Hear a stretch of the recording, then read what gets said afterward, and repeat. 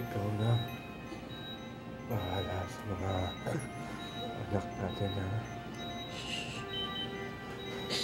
Kung nagsasalita ng ganyan. Papantayan ko pa rin kayo.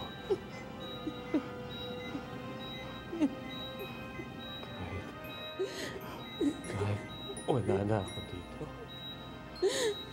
Boy. Hindi mo pwedeng iwan. Hindi mo kami pwedeng iwan ng mga bata. Lumabang ka. Alam mo na nga, lumabang ka. Kailangan ka namin. Kailangan ka namin. Boy!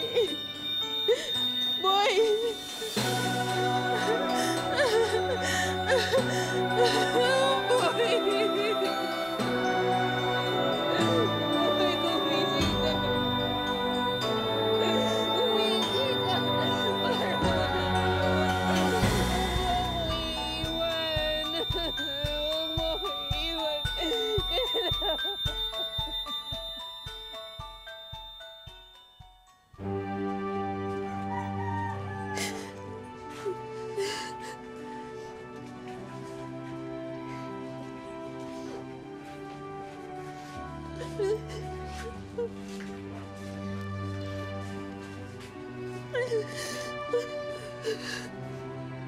Marcy,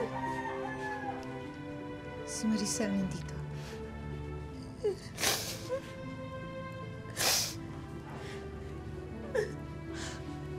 Nay, sorry po. Patawarin niyo po kami, Nay. Patawarin mo rin kami.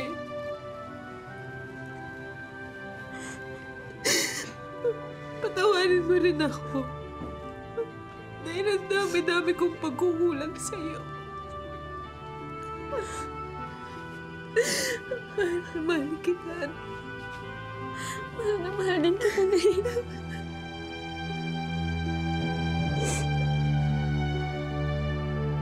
Sa pagpanaw ni Boy, tuluyan nang naghilom ang sugat sa pagitan ng mag-iina. Muling nabuo ang kanilang pamilya. Bukas palad na tinanggap ni na Maricel, Mary Grace at Mark ang kanilang mga kapatid na sina Junior at Kenneth. Hanggang sa... O bakit? Ayaw mo kumain? Ayaw mo ba yung ulam? Ha? JR? Mainit ka! Nilalagnat ka, anak! Diyos ko! At saan ka pupunta? Ay! Anak! Anak, ano yung nangyayari sa'yo? Anak! Halika! Tayo ka! Halika dito! Tayo ka! Dahil sa lumalalang sakit ni na Junior at Kenneth, humingi si Mercy ng tulong sa mga kinauukulan upang matugunan ang mga pangangailangan ng mga ito. Anak, uminom ka ng gamot. Paano ka gagaling yan? Sige na, konti lang, oh. Isang subo lang to, anak. Maricel, pasensya ka na, ha? Hindi kita narinig pumasok, eh. Pinapainom ko ng gamot yung mga kapatid mo. Ma? Okay lang ako. Bakit? Buntis ako. Buntis ako, Ma.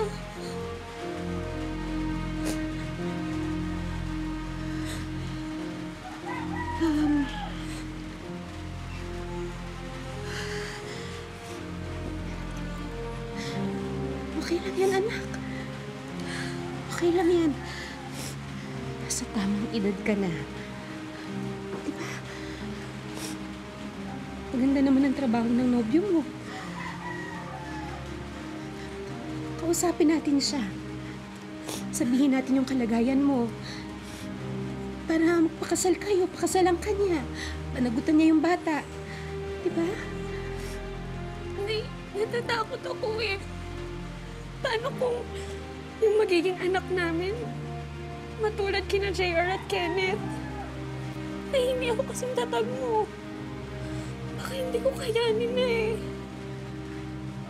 Anak, huwag kang mag-alala. Huwag kang matakot. Andito ako. Andito si nanay. Hindi kita pababayaan. Tandaan mo yan, ha? Mahal na mahal kita. Hindi kita pababayaan. Magpakailanman.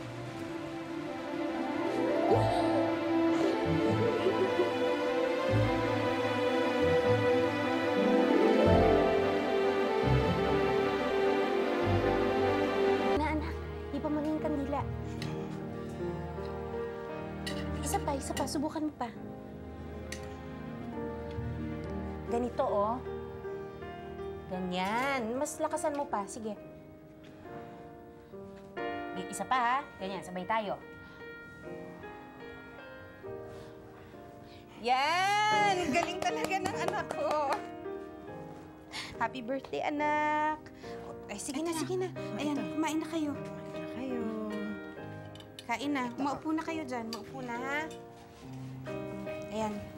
Best friend, akala ko ba wala kang pera? Hindi ka man lang nagumbida. Ang dami mong handa. Eh, simpleng handaan lang naman to eh. Tsaka gusto ko talaga, tayo lang. Tayo lang ng mga bata. Alam mo naman ang mga kapitbahay natin, kung ano-anong sinasabi tungkol sa mga anak ko. Tsaka, ang mahalaga, maging makabuluhan yung mga panahong kasama ko sila. Hindi ko man sila madala sa mga gandang pasyalan. Hindi ko man sila mabili ng magagarang laruan. Ang mahalaga na ipanam ako sa kanila kung gaano ko sila kamahal. At yun ang gusto kong paunin nilang dalawa. Bago nila ako tuluyang iwan.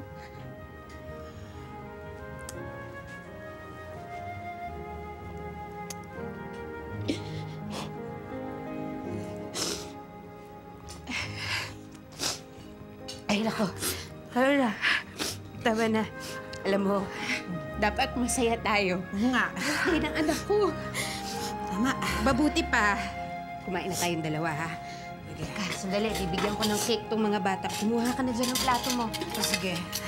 Ay, nako. Ito, may hotdog. Oo. Ako, best friend, pasensya ka na, ha? Walang kanin. Spaghetti lang ang meron akong... Yan. Ay, alam ko mahilig ka sa kanin, pero masarap naman yung pagkakaluto Sa ko tingin yan. mo, ganun ako kasiba sa kanin, ha? Ikaw? Ikaw, hindi ka masiba. Akala ko eh. Loko-loko mo ako Hindi. Oh. Ito. Tikman mo tong cake mamaya, ah. Oo, Ayan. bahala Anak, dyan. ito, oh. Sige na. Kainin niyo